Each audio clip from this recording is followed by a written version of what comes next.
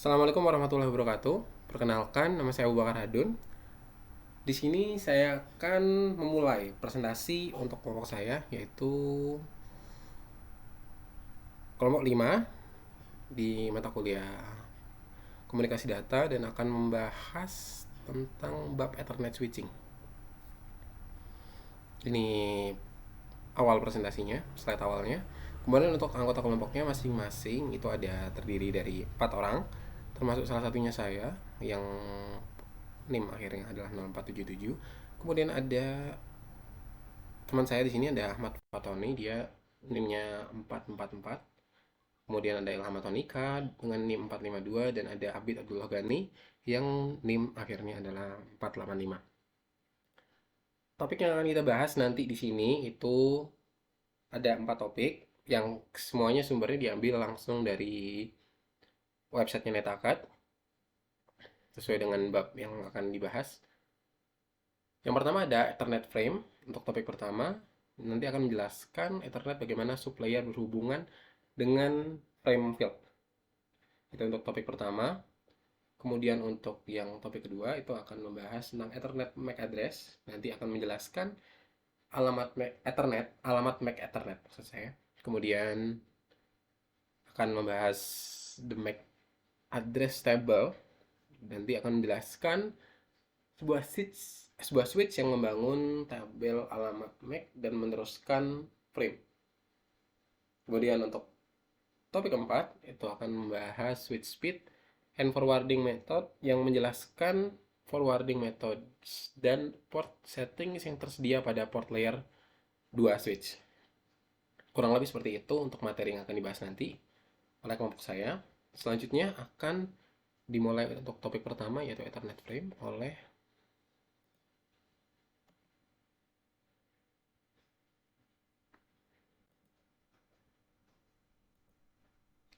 Tony. Silakan.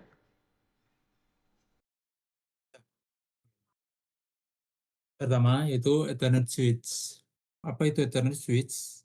Nah, Ethernet switch ini adalah perangkat jaringan yang bekerja pada layer 2 yang berfungsi menghubungkan beberapa perangkat seperti PC, printer, atau server dalam sebuah LAN.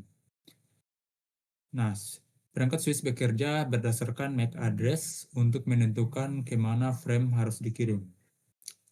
Nah, dibandingkan dengan hub, switch lebih pintar dan efisien karena menggunakan proses switching bukan broadcast penuh. Nah, kenapa dikatakan di sini lebih pintar? Nah, pertama yaitu dalam transmisi data tadi untuk switch yaitu mendukung pertama unicast, multicast, dan broadcast. Sementara hub itu hanya mendukung alamat broadcast saja. Kemudian untuk efisiensi jaringan, switch itu lebih tinggi karena hanya mengirimkan data ke port tujuan saja, sehingga mengurangi lalu lintas jaringan dan kemacetan. Kemudian sementara hub, yaitu lebih rendah karena mengirimkan data ke semua perangkat, yang meningkatkan lalu lintas dan membuang bandwidth. Ini karena hanya menggunakan alamat broadcast saja. Kemudian next. Nah, karena tadi Ethernet switch bekerja pada layer 2, yaitu nanti data yang akan diantarkan yaitu berupa frame. Nah, sebelum itu kita akan mengenal pertama apa itu Ethernet. Nah, Ethernet adalah salah satu dari dua teknologi LAN yang digunakan saat ini, selain wireless LAN atau WLAN. Ethernet menggunakan komunikasi kabel, termasuk kabel pasangan terpilih atau two-set pair, kemudian sambungan serat optik atau fiber optic link, dan kabel koaksial. Nah, kemudian Ethernet beroperasi pada data link dan physical layer. Ethernet merupakan keluarga atau teknologi jaringan yang didefinisikan dalam standar IEEE 802.2 dan 802.3. Nah, kecepatan Ethernet mendukung bandwidth data berikut. Pertama ada 10 Mbps, kedua 100 Mbps, 3000 Mbps atau 1 gigabyte per second, kemudian ada 10.000 Mbps, kemudian 40.000 Mbps, dan hingga yaitu 100.000 Mbps atau setara dengan 100 Gbps. Oke, next. Nah, kemudian dalam Ethernet switch yaitu ada Ethernet frame, yaitu paket data pada jaringan Ethernet yang berisi informasi tujuan, sumber, serta payload data. Nah, untuk struktur Ethernet frame yaitu seperti pertama ada preamble atau SVD, yaitu ini digunakan untuk sinkronisasi perangkat yang perangkat penerima.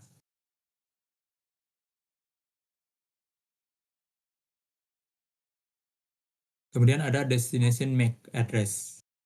Nah, destination MAC address ini dalam frame berukuran yaitu 6 byte atau setara itu 48 bit. Ini adalah alamat fisik perangkat tujuan. Kemudian ada source MAC address. Dalam frame itu berukuran 6 byte atau setara 48 bit. Ini adalah alamat fisik perangkat yang akan penerima atau alamat fisik perangkat pengirim. Kemudian Ethertype itu berukuran 2 byte, yaitu menunjukkan protokol layer 3 yang dibawa atau panjang data. Kemudian ada payload yang berukuran 46 sampai 1500 byte. Ini adalah data aktual yang dikirim. Kemudian FCS atau frame check sequence berukuran 4 byte digunakan untuk memeriksa integritas data.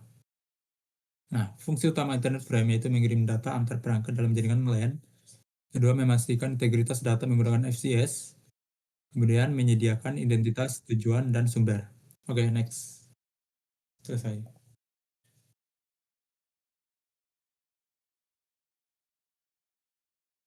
Oke, selanjutnya akan saya lanjutkan.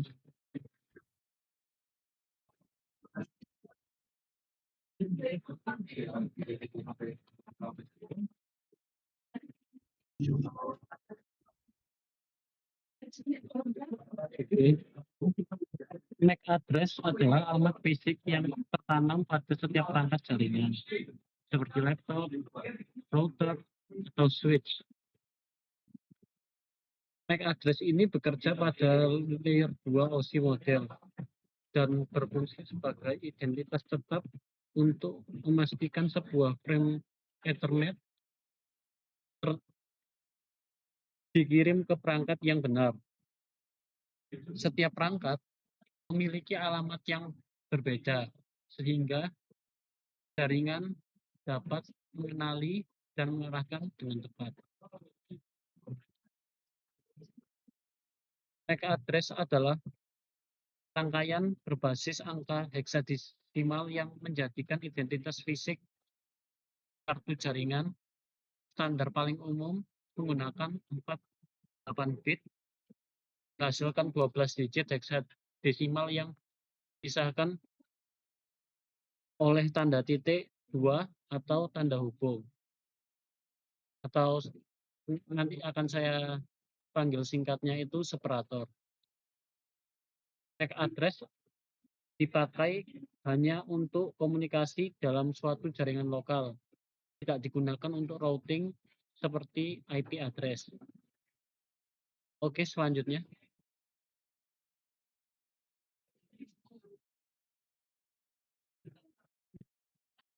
Untuk struktur MAC address terdiri dari 6 bagian okta.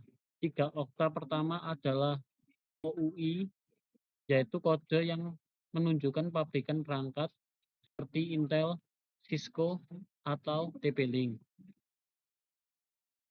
3 okta terakhir adalah nomor identitas unik yang diberikan oleh pabrik kepada setiap perangkat. Dengan kombinasi ini, MAC address dapat membedakan miliaran perangkat tanpa bentrok. Format penulisan bisa berbeda-beda seperti AA separator, BB separator, CC separator, DD separator, EE separator, FF, atau bisa menggunakan strip untuk penulisannya, tapi strukturnya tetap sama. Oke, slide berikutnya.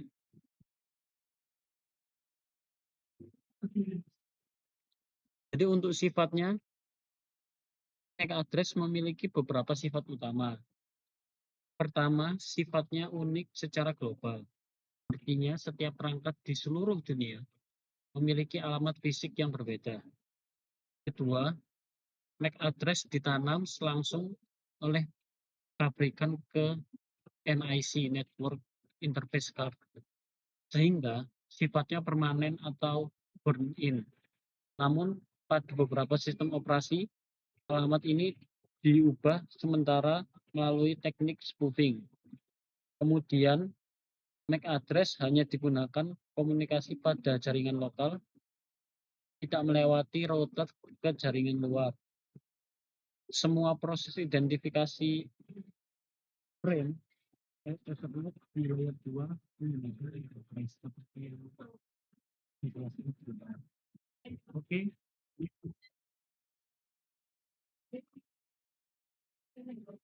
Lalu next slide.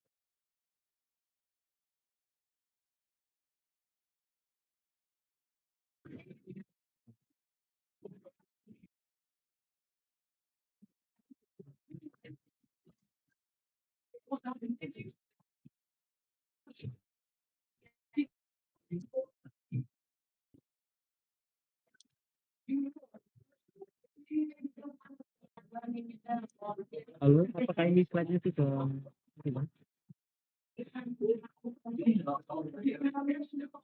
Next slide.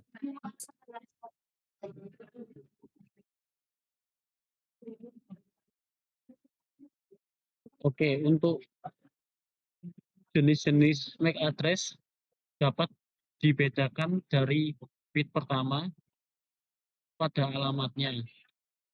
Unicast adalah jenis MAC yang paling umum, digunakan untuk pengiriman frame ke suatu perangkat tujuan spesifik. Multicast digunakan untuk mengirimkan data ke sekelompok perangkat yang beberapa dalam satu grup tertentu. Misalnya pada proses streaming atau protokol tertentu. Sementara itu, broadcast adalah alamat khusus, yaitu FF separator, FF separator, FF separator, FF separator, FF, atau biasanya disebut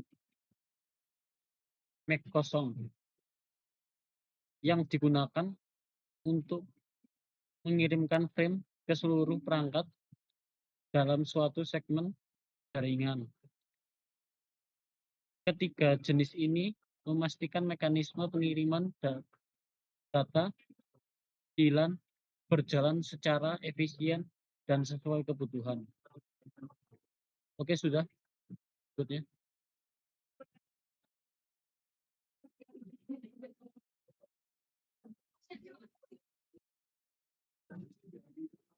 Oke, slide selanjutnya akan dilanjutkan oleh saya.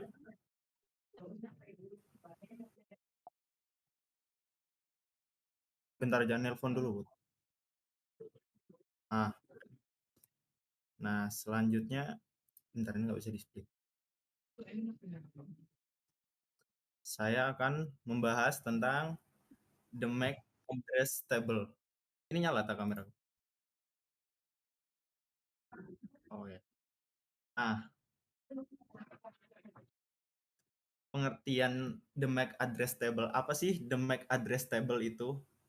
Nah, sebenarnya MAC address table ini sederhananya adalah buku alamat atau peta yang dimiliki oleh switch. Nggak apa-apa, Bu. Matiin. Oke, matiin dulu ya.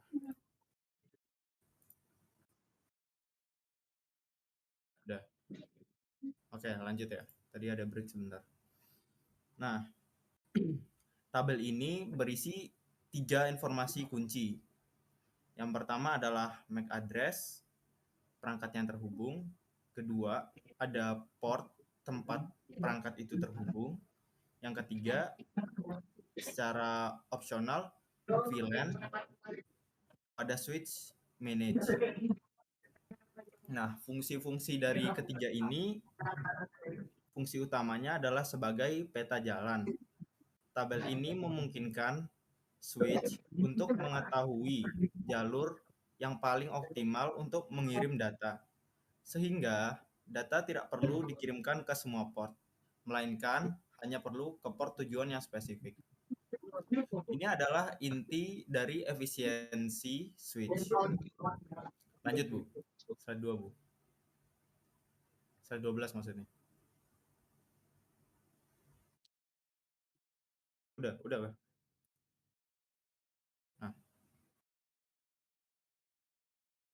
Nah, mekanisme pembelajaran atau learning, switch belajar secara mandiri. Ini yang membuatnya pintar. Bagaimana proses pengisian MAC address table ini terjadi setiap kali switch menerima frame baru. Pertama, switch menerima frame. Kedua, ia membaca source MAC address dari frame tersebut. Ketiga, ia mencatat MAC address itu ke tabel bersama dengan port tempat frame itu masuk. Proses ini disebut learning atau belajar. Nah, mekanisme forwardingnya itu caranya setelah belajar, switch siap meneruskan frame untuk unicast frame dengan satu tujuan spesifik. Switch mencari destination MAC address di tabelnya. Jika MAC ada, frame langsung di forward atau diteruskan ke port tujuan yang tercatat. Namun, jika MAC address tidak ada di tabel, switch akan melakukan flooding. Flooding itu mengirim frame ke semua port, kecuali port asal. Nah, ini adalah cara switch untuk mencari tahu di mana perangkat tujuan berada dan memaksa perangkat tujuan merespons. Sehingga switch bisa belajar lokasi MAC address tujuan untuk frame berikutnya.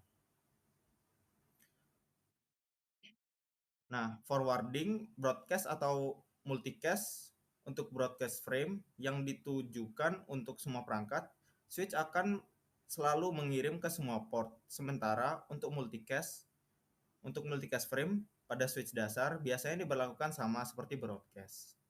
Oke, Bu, lanjut slide 3.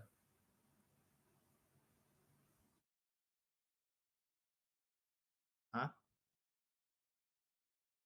Nah, contoh kasusnya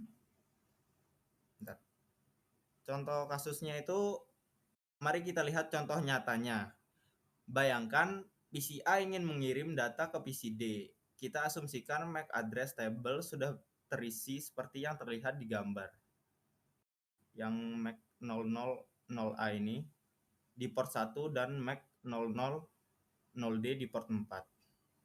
Nah, itu yang pertama frame masuk. Frame dari PC A masuk ke switch melalui port 1. Nah, yang kedua dan ketiga, learning switch membaca source MAC yang 1 dan mencatatnya ke tabel jika belum ada. Ia juga membaca destination MAC yang keempat. Nah, yang keempat ini switch mencari yang di nomor 4 address table ditemukan terhubung ke port 4. Frame diteruskan hanya keluar melalui port 4 langsung menuju PC D. Perangkat lain B dan C tidak menerima frame ini, menunjukkan efisiensi switch. Nah, penutupnya, jadi MAC address table adalah otak dari switch. Ia memungkinkan switch untuk belajar atau learning, lokasi perangkat, dan meneruskan atau forwarding frame secara cerdas dan efisien sehingga mengurangi traffic yang tidak perlu. Tanpa tabel switch akan tanpa tabel ini switch akan berfungsi seperti hub. Nah, sudah. Selanjutnya akan dilanjutkan oleh Abu Bakar Hadun yang sering nelfon Bapak ini.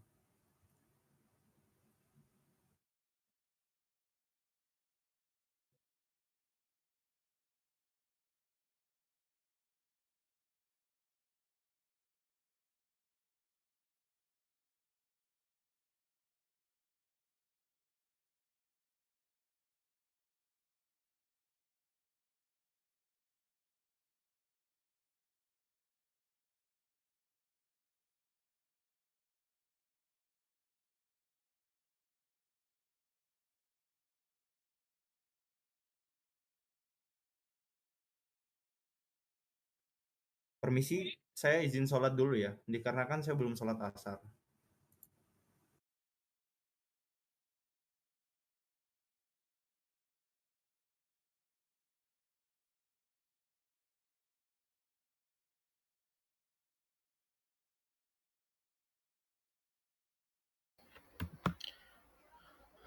Baik, saya akan melanjutkan untuk materinya itu di slide ini yang akan membahas switch speed. Switch speed sendiri adalah kecepatan switch yang mengacu pada laju data yang dapat ditangani oleh port switch, dan secara keseluruhan throughput total yang didukung oleh switch tersebut. Kecepatan port individual. Port switch umum mendukung kecepatan seperti 10 Mbps atau 10 megabit per detik, 100 Mbps yang biasanya disebut fast Ethernet, dan juga 1 Gbps atau gigabit Ethernet. Dan 10 Gbps, 40 Gbps hingga 100 Gbps atau lebih. Kecepatan ini menentukan seberapa cepat data dapat dikirim atau diterima melalui satu koneksi. Kemudian ada juga yang namanya mode duplex. Mode duplex itu terdiri atas dua, yaitu yang pertama half duplex, yang artinya perangkat hanya dapat mengirim atau menerima data pada satu waktu, tidak simultan. Ini membatasi kecepatan efektif. Kemudian ada yang namanya full duplex. Full duplex adalah perangkat dapat mengirim dan menerima data secara simultan, yang mana memungkinkan penggunaan penuh bandwidth port. Semua koneksi modern ke switch umumnya menggunakan full duplex yang ini nih. Kalau saya analogikan untuk switch speed ini, seberapa cepat mobil bisa melaju di jalan tol gitu. Intinya switch speed itu batas kecepatan maksimum untuk data frame. Kalau yang tadi dianalogikan sebagai jalur tol, ini mobil-mobil itu seberapa cepatnya itu maksimumnya itu disebut switch speed tadi. Kemudian lanjut ke slide 2, ini masih membahas tentang switch speed. Ada yang namanya auto negotiation. Auto negotiation adalah fitur yang memungkinkan dua perangkat yang terhubung secara otomatis untuk menegosiasikan kecepatan terbaik. Misalnya 10 atau 100 atau 1000 Mbps atau disebut biasanya 1 Gbps. Dan mode duplex, half atau full yang didukung oleh kedua sisinya.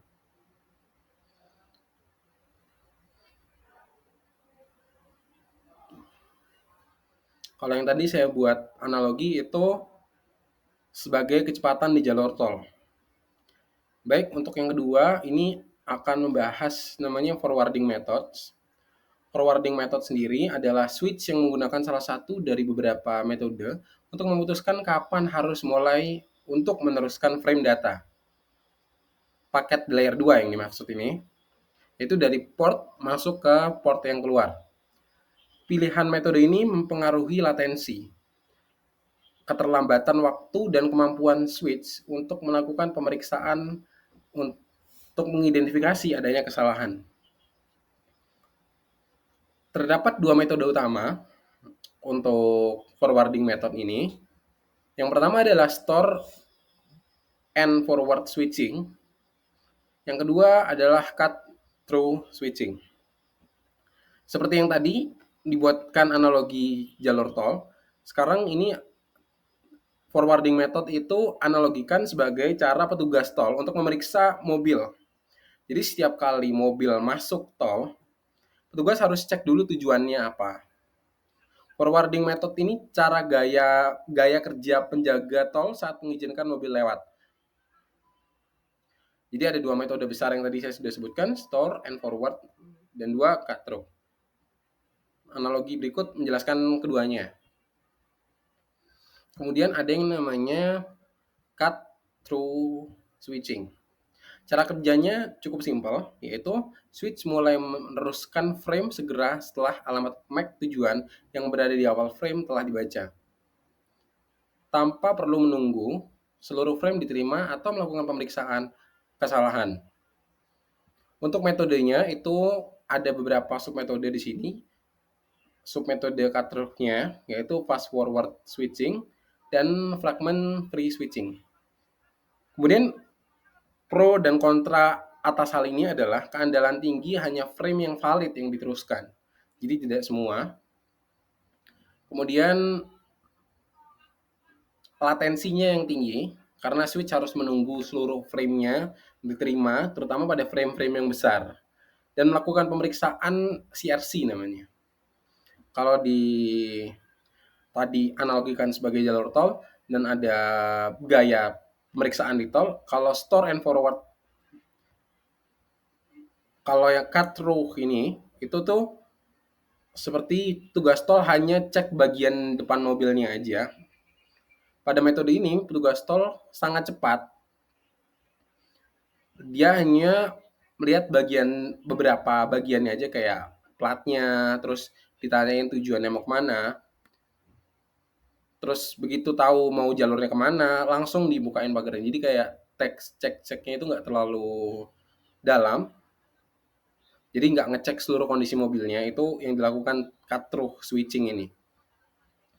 Jadi setara dengan komputer, switch baca MAC address tujuan di bagian awal frame-nya aja, kemudian langsung dikirim, tidak mengecek error sepenuhnya.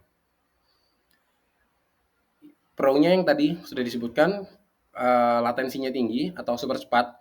Kemudian kontranya itu frame-nya itu bisa error. Kalau yang tadi dianalogikan sebagai mobil, itu bisa merusak tatanan yang ada. Kemudian ada penjelasan lanjutan tentang cut through switching ini. Cara kerjanya, switch mulai meneruskan frame segera setelah alamat MAC tujuan yang berada di awal frame telah dibaca tanpa menunggu seluruh frame diterima atau melakukan pemeriksaan kesalahan. Pro dan kontranya seperti yang tadi sudah saya sebutkan itu adalah latensinya yang rendah. Ini adalah metode tercepat karena waktu pemrosesan sangat singkat dan keandalan rendah. Itu sebagai kontranya, frame yang rusak atau corrupted frame juga akan diteruskan ke jaringan meskipun NIC tujuan pada akhirnya akan membuangnya. Jadi intinya karena pengecekan di cut through switching ini cepat dan tidak secara keseluruhan frame, dia hanya ngelihat bagian depan aja, kayak tadi saya analogikan sebagai mobil itu, cuman ngecek tujuannya saja, atau kayak kap depan mobilnya aja gitu. Jadi nggak secara menyeluruh. Jadi potensi bisa corrupted frame atau frame-nya rusak. Kemudian ini penjelasan mengenai submetode cut through, di mana fast forward switching meneruskan segera setelah membaca alamat tujuan hanya beberapa bit pertama. Keunggulannya adalah menawarkan latensi yang lebih rendah. Kemudian ada fragment free switching, di mana switch menunggu hingga 60 bit pertama diterima sebelum mulai meneruskan. Tujuannya adalah untuk memastikan bahwa fragmen tabrakan atau collision fragment yang panjangnya kurang dari 64 bit itu dapat diproses atau dibuang sebelum penulisan dimulai. Ini menawarkan kompromi antara kecepatan fast forward dan keandalan store and forward yang tadi sudah dijelaskan. Kalau dianalogikan tadi, itu fragment free switching ini itu petugasnya itu tidak mengecek secara keseluruhan, tapi cuman bagian depan kayak tujuannya tadi apa, sama plus 64 cm kalau di sini dihitung sebagai 64 byte.